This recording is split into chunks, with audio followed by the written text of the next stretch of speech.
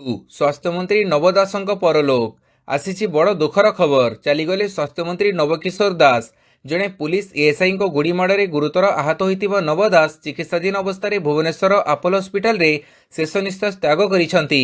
मृत्यु बेड़कू 61 वर्ष होइथिला। नव दासଙ୍କ बाम छाती रे गुड़ी बाजिथिला।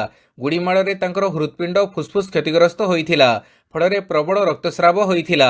आपोलो हस्पिटाल रे डाक्तर देवाशीष नायक नेतृत्व रे एक टीम तांकर अस्त्रोपचार करथिले।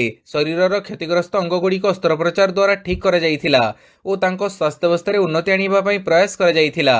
तेबे डाक्तरଙ୍କ समस्त चेष्टा सत्वे नवदास जीवन युद्ध हारी जाइथिले। झारसुगुड़ा जिला ब्रजराज नगर गांधी छकरे दिन प्राय 11:30 बेले नवदासଙ୍କ उपरकू गुड़ीमाड़ करा जाइथिला।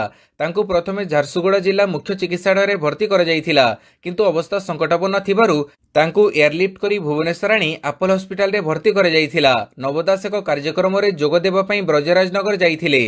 कार्यक्रम स्थल निकटरे से गाड़ी ओह्लैबा मात्रे तांको उपरकू गुड़ीमाड़ होइथिला। रक्त जुड़ुबुड़ु अवस्था तांको डाक्तरखाना को निया जाइथिला। ब्रजराज नगर गांधी छक पुलिस आउटपोस्ट रे एएसआई गोपाल दास तांको उपरकू गुड़ी करिथिले। से मंत्री उपरकू काहींकी गुड़ी चढ़ाइथिले ताहा जणा पड़िनी। घटना परठारु पुलिस तांको पचराउचरा करुथुबा बेले घटनार तदंत भार क्राइम ब्रांच को दिया जाइछि। व्यक्तिगत आक्रोशरू एही घटना घटिथिबा अनुमान करा जाउछि। अन्य पक्षरे गुड़ी मारिथिबा पुलिस कर्मचारी बाइपोलार डिजर्डर भली रोगरे पीड़ित बोली जणा पड़िछि।